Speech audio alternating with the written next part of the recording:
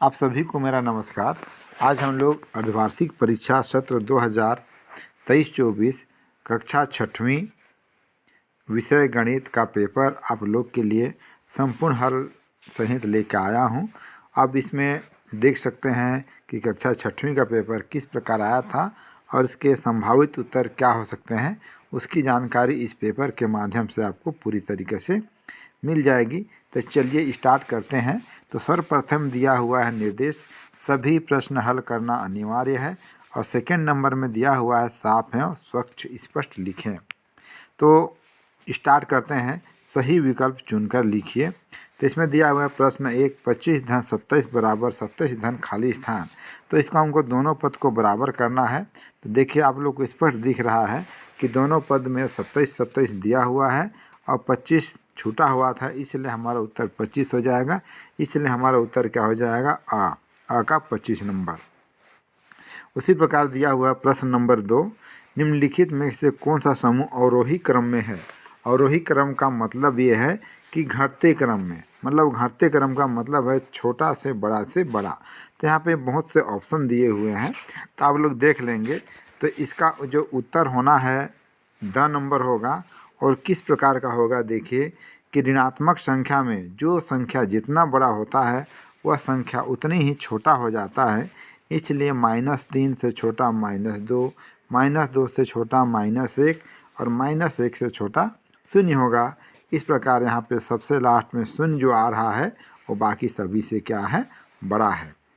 अब आ रहे हैं प्रश्न 3 में दिया हुआ है 15 ऋण 3 गुणित 4 धन 1 का मान ज्ञात कीजिए। तो इसको हल करने के लिए आप लोग अगर अपने हिसाब से करेंगे तो इसका उत्तर कुछ भी हो सकता है, लेकिन इसको हल करने के लिए हम लोग क्या करेंगे, बोडमास नियम का उपयोग करेंगे। तो बोडमास में क्या करना पड़ेगा, हमको सबसे पहले यहाँ पे गुणा करेंगे और गुणा करने के लिए 3 का गुणा कर देंगे 4 से, तो हमारा हो जाएगा 12। और हमारा अगला लाइन में आ जाएगा 18 ऋण 12 धन 1। तो 18 में धन को जोड़ देंगे, 18 1 19 हो जाएगा। 19 में 12 को घटा देंगे तो हमारा उत्तर कितना आ जाएगा, 7 नंबर। इस प्रकार हमारा जो उत्तर हो जाएगा क्या हो जाएगा, स नंबर, उत्तर 7। तो आगे चलते हैं। प्रश्न 4, सबसे छोटी पूर्ण संख्या क्या है। तो हमारा उत्तर है सबसे छोटी पूर्ण संख्या क्या है, 0 होता है। और प्रश्न 5 है गुणन तत्समक क्या है। तो गुणन तत्समक हमारा हो जाएगा स नंबर 1। योग तत्समक 0 होता है और गुणन तत्समक 1 होता है, इसलिए उत्तर हो जाएगा कितना, स नंबर। 548 का परवर्ती ज्ञात करना है। तो 548 का परवर्ती मतलब 48 के बाद क्या आता है, तो 49 हो जाएगा। इस प्रकार हमारा उत्तर क्या हो जाएगा, 549। प्रश्न 7 दिया हुआ है कक्षा में 17 पंक्तियों में कुल 544 पौधे की रोपाई की गई।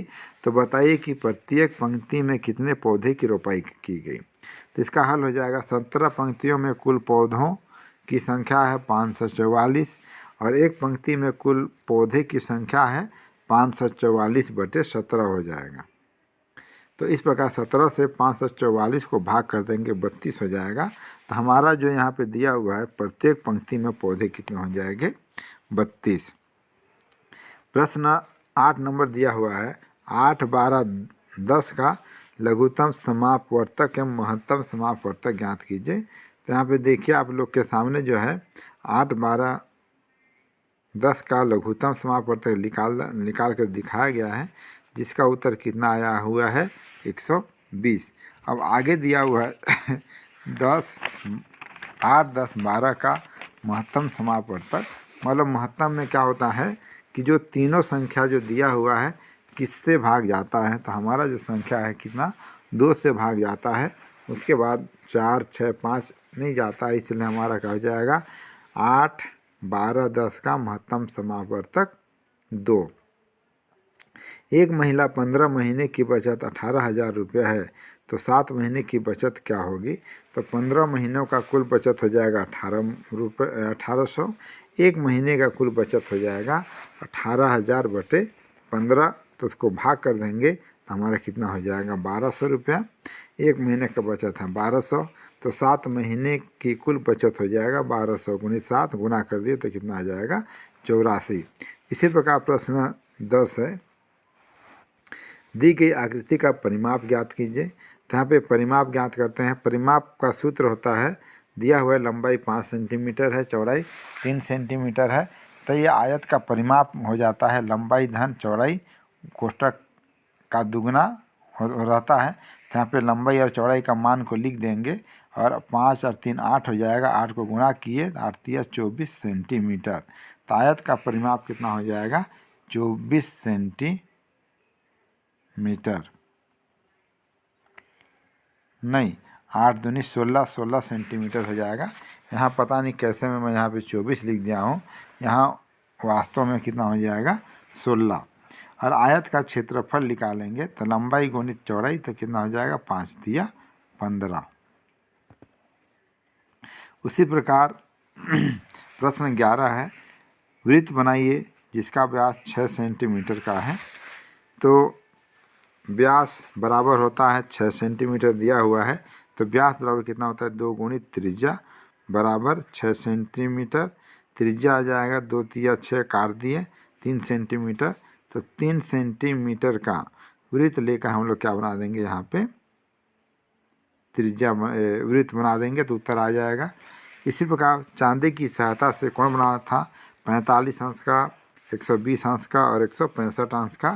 तो आप लोग देख सकते हैं चित्र के माध्यम से कि हमारा जो है चित्र किस प्रकार से बन सकता है चांदी की सहायता से। अब अगले पेज की ओर आ जाते हैं, उचित एवं अनुचित भिन्न को लिखिए। तो उचित भिन्न में क्या होता है, अंश छोटा होता है हर से, तो जो भी अंश छोटा है हर से उसको लिख दिए हैं 6/7, 3/5, 25/27 और 9/8, ये उचित भिन्न है। और अनुचित भिन्न में क्या होता है, हर से बड़ा होता है अंश। तो 2 ठो बचे हुए हैं 12/11 और 81/10, ये क्या है अनुचित भिन्न है।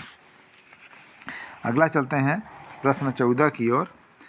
2 संख्याओं का योग 69 है, यदि इसमें से एक पूर्णांक 56 है तो दूसरा पूर्णांक ज्ञात कीजिए। तो पहली पूर्णांक संख्या है 56 और 2 पूर्णांकों का योग दिया हुआ है 69। तो प्रश्नानुसार पहली पूर्णांक धन दूसरी पूर्णांक का योग बराबर कितना होना चाहिए 69, जिसमें से पहली पूर्णांक 56 दिया हुआ था, तो 56 धन दूसरी पूर्णांक 69। दूसरी पूर्णांक के लिए क्या करेंगे, 56 को पक्षांतर कर देंगे और 69 में 56 को घटा दिए तो कितना आ जाएगा 13। इस प्रकार दिया हुआ है, समकोण त्रिभुज का एक कोण 45 अंश है तो दूसरा कोण का मान ज्ञात कीजिए।